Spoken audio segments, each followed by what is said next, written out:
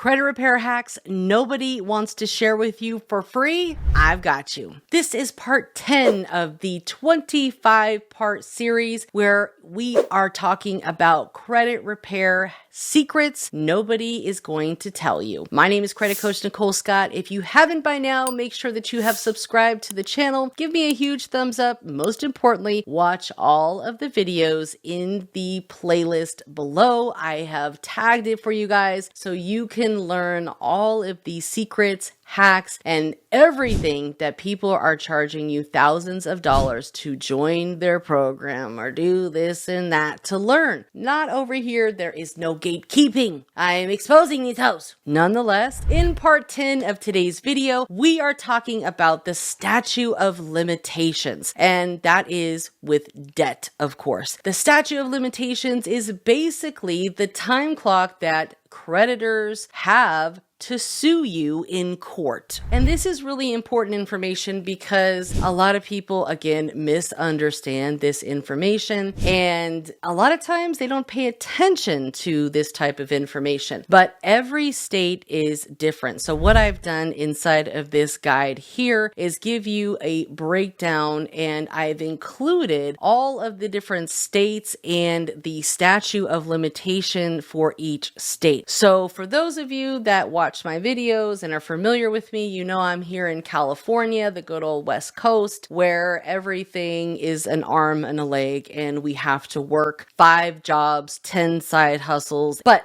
on the real, it's really expensive to live here, and eventually I want to leave. This is the statute of limitation for each state. Now, generally, when we are looking at these numbers, we're primarily going to be focused on written contracts because essentially that's what most of our debt would probably be considered, would be written contracts. Like we signed up for a loan and we signed the loan application, which is essentially a contract, right? And we agreed to the terms. And if we stopped paying our written agreement, then of course a creditor could potentially sue us for this debt. And yes, it has happened to me. It has happened to many of my clients, and it can be very scary. All right. But understanding what that statute of limitations is for you and what that might mean. So basically what that means is,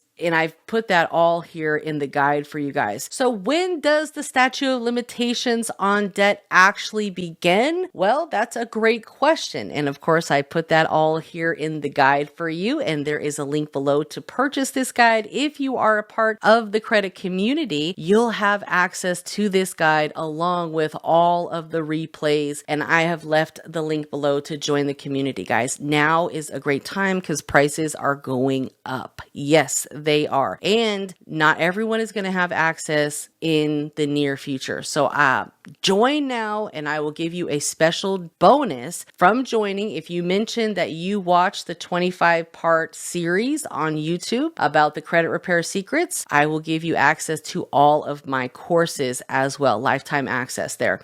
But this is all for you guys to learn and then earn. Now, statute of limitations, basically what that means is, say, for example, you first missed a payment on July 1st, 2024. If your statute of limitations was, say, 5 years, then a creditor would not be able to sue you after July 1st of 2029. Now, they could still try to collect on this debt. That's not going to stop that. But it just means that once the statute of limitations has passed, they cannot sue you in court. All right. And what happens is a lot of times creditors, collection agencies, they will purchase debt and they'll get incorrect information and they will sue you once the statute of limitations has passed. Now, technically, they cannot do that. However, if this does happen, you do not want to ignore the situation and say, well, I know this is wrong. Well, they don't, and the courts don't. So you have to follow through with everything, because if you do get sued, you have to deal with it. If you don't do anything about it,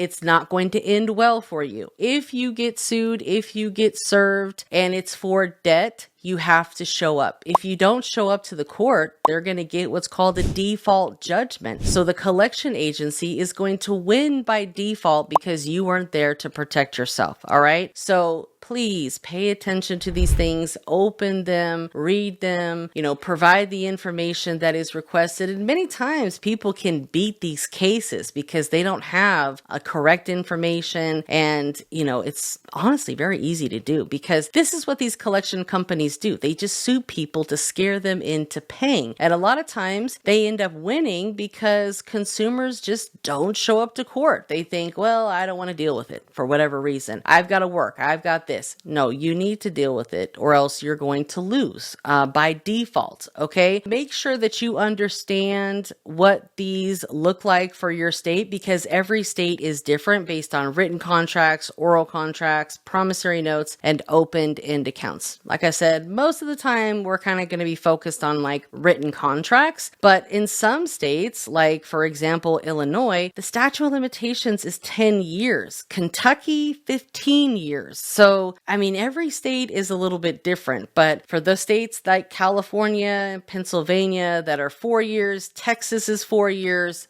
Thank you. At least I can bet on that, right?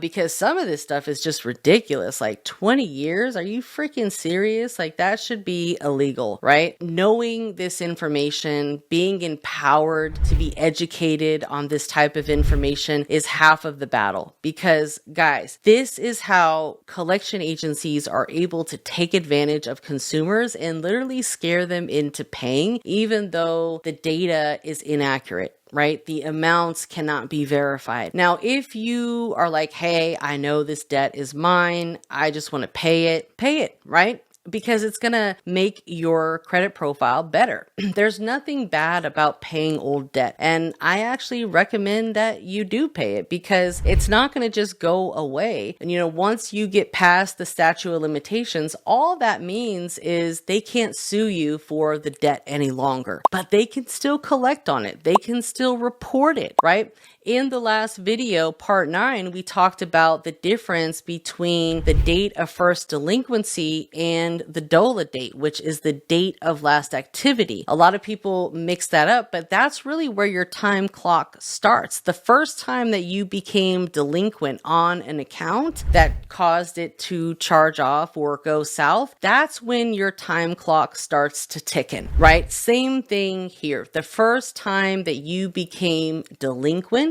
that is when the time clock starts ticking. I hope that helped, guys. Thank you so much for watching. If you haven't watched all of the other parts of the 25-part series, watch them because I give you the information that you need to know, not what you want to hear, because if you knew better, you would do better. All that you have to do is take action. I'll see you next time.